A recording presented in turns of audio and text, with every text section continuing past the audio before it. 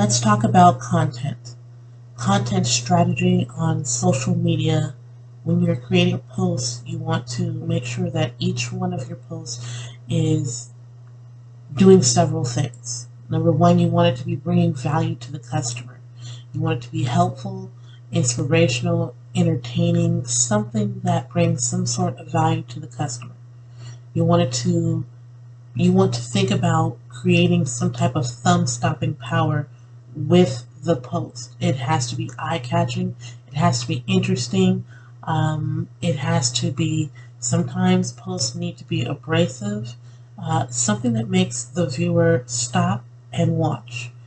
You want to naturally integrate branding, not shove it down their throat, but make sure that it is subtly included into your posts. You want your post to be short and sweet. You don't want there to be paragraphs and long sentences or even full sentences of text on your post or too many storylines involved. You want it to be something that a reader can pick up in 6 seconds.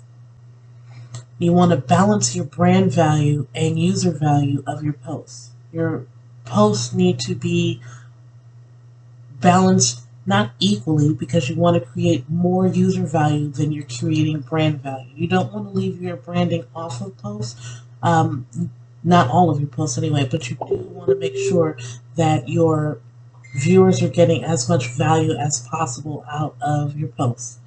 And when you create your content strategy, you want to make sure that 20% of it is promoting you or your brand or your products and services, while 60% of it is helpful to the viewer and promotes you and your product and your brand and your services, while only another 20% is just being only helpful without promoting your brand. And you want to make sure that you design everything for mobile. Most people are not using a desktop for social media. Most people are using their cellular devices, their cell phones. So when you create your posts, you want to think about optimal post size.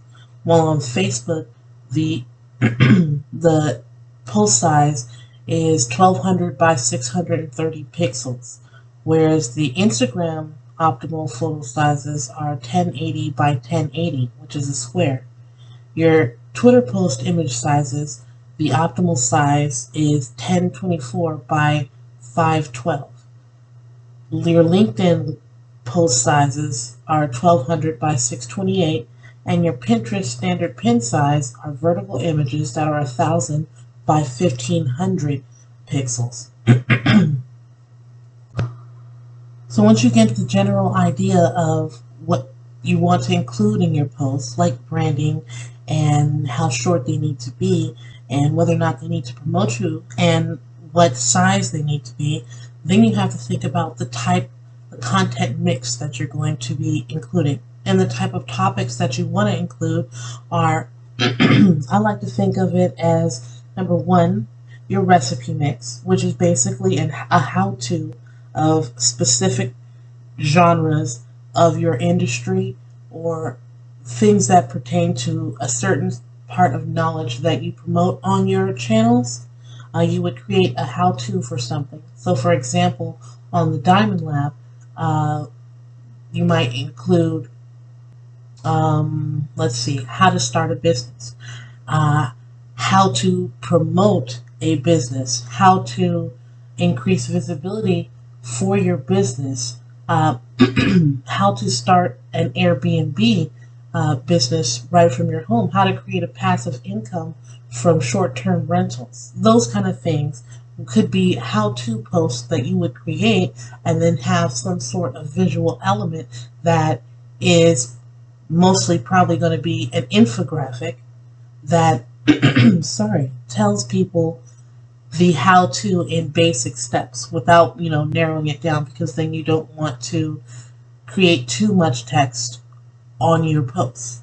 Then you have the ingredients type of content.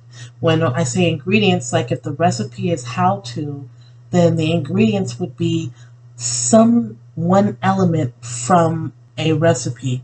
which would be like the ingredient for a business. One of the ingredients for business development might be sales or marketing, and then you might have a post about one of the ingredients for that.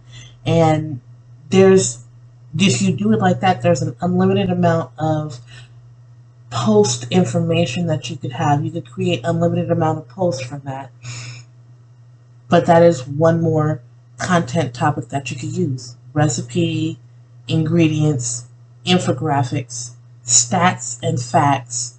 You want to always make sure that you stay on top of world events and holidays, because you do want to include that. It is something that most people are also aware of, and therefore it gives you some form of familiarity with the viewer when they recognize that you are also posting about Mother's Day or National Secretary's Day, or acknowledging the fact that we are going through one of the worst pandemics, and the only pandemic that many of us have seen in our lifetimes.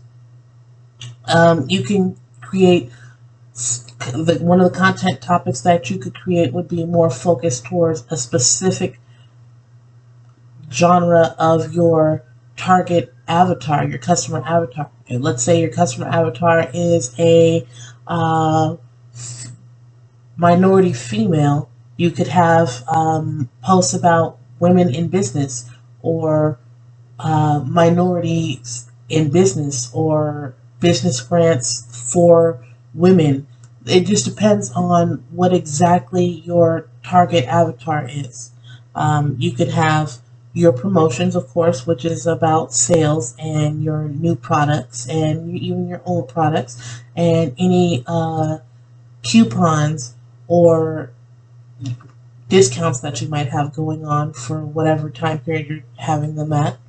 And then you have questions and polls, which are really engaging and draw the reader to want to be involved in your comment section. And depending on what business that you are creating posts for and what type of social media platforms they have, the list of the type of contents and topics that you could use goes on and on.